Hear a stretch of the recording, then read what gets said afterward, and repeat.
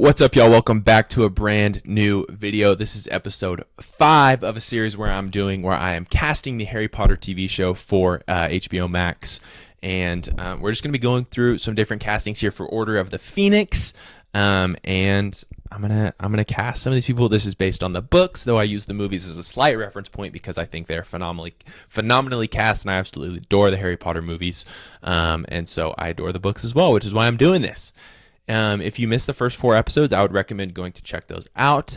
You can see them in the playlist on my channel that I think is called Fan Casting. I know I could have called it Harry Potter Casting, but if I ever want to do others, I can throw them in there as well. But right now, it's just the Harry Potter ones. Also, you may be thinking, hey, that's the same shirt he was wearing in the Goblet of Fire video. And guess what, my friend? You would be right. Very observant of you. Maybe you're watching these back to back. That's cool. Just keep watching them. Just let my videos play. See what happens. I don't know what's going to happen is my videos are going to keep playing, and you're going to get annoyed with my voice. That's what's going to happen. But yes, you're correct. I could have changed shirts, but I didn't. I'm recording this right after because my wife and son are gone right now, so I can talk loud. I don't know if you guys noticed in episode 2 and 3, but I'm talking more like this. I'm being a little more subdued, even though I think you could still hear me just fine because I'm using my microphone. That's because Ryder's room is right there, and he was taking a nap. And I love you guys and want to record these YouTube videos for you, but you're not important than Ryder getting his sleep because that's going to throw off our whole day. And I want that guy to get what he needs, okay? Glad that's sorted out. So we're going to get into episode 5 here, Order of the Phoenix. Now, there are some notable characters introduced in Order of the Phoenix. The main one that's introduced that I'm not going to be casting, not that she's the main character, but the main one that I'm not casting is Luna Lovegood, because I've said it before and I'll say it again. I will not be casting the students, even though I did cast Cedric Diggory in the last episode. Go check that out if you're curious. Just because I think it should be young, unknown actors and actresses to play those roles. But we're going to go with some of the adults. So we're going to go with the ever-changing Defense Against the Dark Arts position, everyone's favorite Harry Potter character. Just kidding. This is probably the most hateable character to ever exist. Maybe a title that I'd say she shares with Joffrey Baratheon and Ramsay Bolton from Game of Thrones. It is Dolores Jane Umbridge. That's right. Undersecretary to the Ministry of for the Minister of Magic. Now, Umbridge was, of course, played brilliantly to perfection by Imelda Staunton, who is a very sweet woman in real life, as far as I can tell, in the films. Now, another character that she played recently on the show The Crown was Queen Elizabeth. Now, another actress that played Queen Elizabeth that I think is age appropriate and would be fantastic in this role is Claire Foy. At age 40, I will say this, I think she's the right age. She doesn't have the main feature that Umbridge is described as having in the book, which is a toad-like face. But you know what? I think I'm going to let that slide because personally, off the top of my head, I can't think of anyone that has a toad-like face other than toads that I know. The local neighborhood toads. But anyways, I have a feeling she can bring both the passive aggression and direct aggression. I was about to say aggressive. I was about to say aggression and then aggressiveness. It should just be aggression both times that we see from Dolores Umbridge. I think Claire Foy would be great in this role. She's a phenomenal actress. So Claire Foy for Dolores Umbridge. Now, a character that we first meet in Chamber of Secrets, but I'm talking about here, is Dolores Umbridge's boss, the Minister for Magic, Cornelius Fudge. Funnily enough, I actually swapped my Fudge actor and my actor that I will cast in the next episode for Horace Slughorn several times. I was just swapping them back and forth.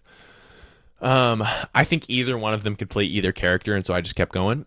Another actor that I thought about for this role was Colin Firth. I think he's a great actor. I think he's very funny. But I've made my final decision, and I am casting Hugh Bonneville as Cornelius Fudge.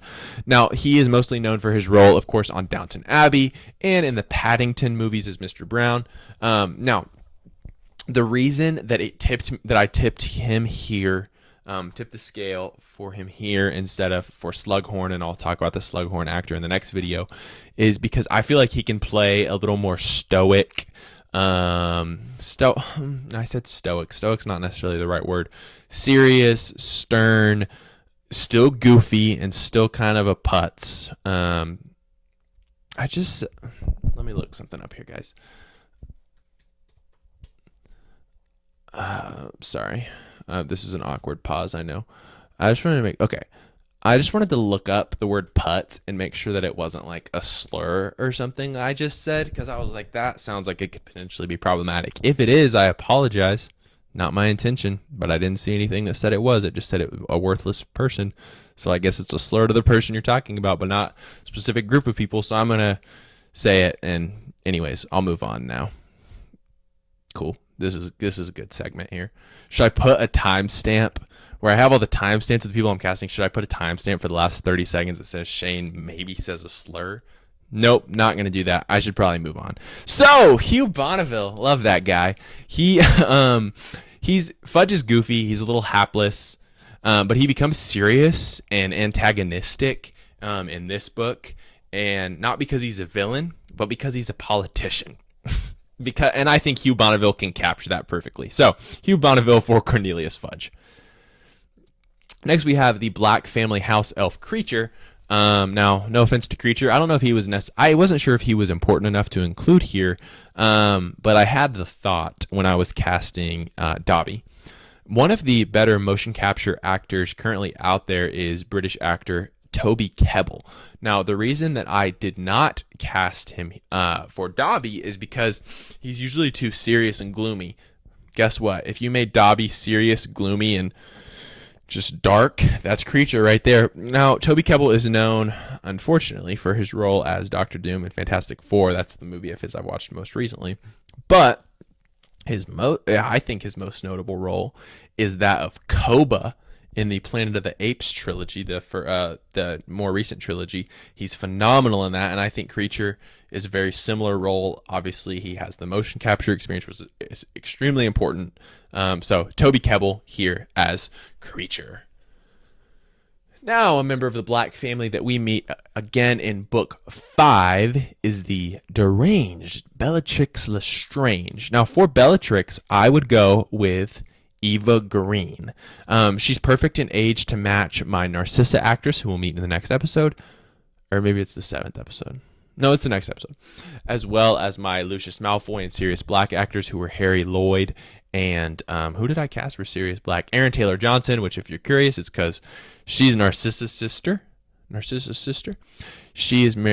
is married to Lucius Malfoy, and then Sirius Black is their cousin. They're all somewhat a similar age range. Now, Eva is French, and even though the Lestrange family is French, Bellatrix is married in, so she's not French. But she can do a very well British accent. She can do a British accent very well, and I think she can play that psychotic side of Bellatrix Lestrange that is extremely important to the character. So, Eva Green as Bellatrix Lestrange. Now, while I'm not going to cast the whole Order of the Phoenix, so we've already met many of the members, the Marauders, James and Lily, a lot of the professors. Two that we meet in this book are Nymphadora Tonks, they're Aurors, and Kingsley Shacklebolt. Both of them are Aurors. Now, Tonks, we'll start with her. She's meant to be in her early 20s. So the actress that I cast is currently 19 years old, and she is Daphne Keene. Now, she is mostly known for her role as X-23, that she played much younger in Logan and more recently in Deadpool and Wolverine. And she also starred in Disney/Star Wars' The Acolyte. So she, again, I've said this with a few of the Game of Thrones actors. She has experience with a big budget TV show. Even though The Acolyte got canceled, still had a big budget. Still a Star Wars production, still a Disney production. So I imagine this will match that in level, this Harry Potter, if not surpass it, of course. But by the time they film this season, I think she'll be probably about 25 if they film it about when I think they will, 25 or 26. So just the right age there. So Daphne Keene as Nymphadora Tonks. Now for the aforementioned Kingsley Shacklebolt, the man who, after the story concludes, actually goes on to become the Minister of Magic. Now, if the actor that I cast were to actually take on this role, Kingsley would need a much bigger part, because you can't just relegate an Oscar winner in Daniel Kaluuya to such a supporting role. So some people forget that he is actually British, because his two more popular live action roles, which are the ones that won him One of them that won him an Oscar is Judas and the Black Messiah, and the other one is Get Out, of course, where he plays Chris Washington in a phenomenal film where he was Oscar nominated for that as well, but he won for Judas and the Black Messiah for playing Fred Hampton, I believe. Now, some people don't realize that he's actually British, but if you watch Spider-Man Across the Spider-Verse, you will know that he is British because he plays Spider-Punk Hobie Brown. And yeah, I think he does an American accent in most of his work. He did a Wakandan, which isn't a real accent, but an African accent. I think it's supposed to be Central African accent in his role in Black Panther, where he plays Wakabi. Now, I think he's one of the best actors of this generation. I would love to see him get to use his real accent. Another actor that I considered here that maybe would be slightly more obtainable, just since he is an Oscar winner. This is a more minor supporting role, I think, would be John Boyega. Again, a big name. He was one of the stars of the new Star Wars movies, but his movies since have been good, but not as big named, so I think he may be an easier get for them. So I would say, though, Daniel Kaluuya for Kingsley Shacklebolt. And that's all I have for you for Order of the Phoenix. If there's anyone that you feel like I excluded, please let me know down in the comments. But stay tuned for episode 6, Half-Blood Prince, shortly thereafter, followed by Deathly Hallows. And you know what? If you were upset about me wearing this shirt in 2 videos in a row, buckle up, baby. Because it's going to be in episode 6 and 7 too, because I'm getting ready to record those right stinking now. So, thank you so much for watching. This has been another episode. Peace!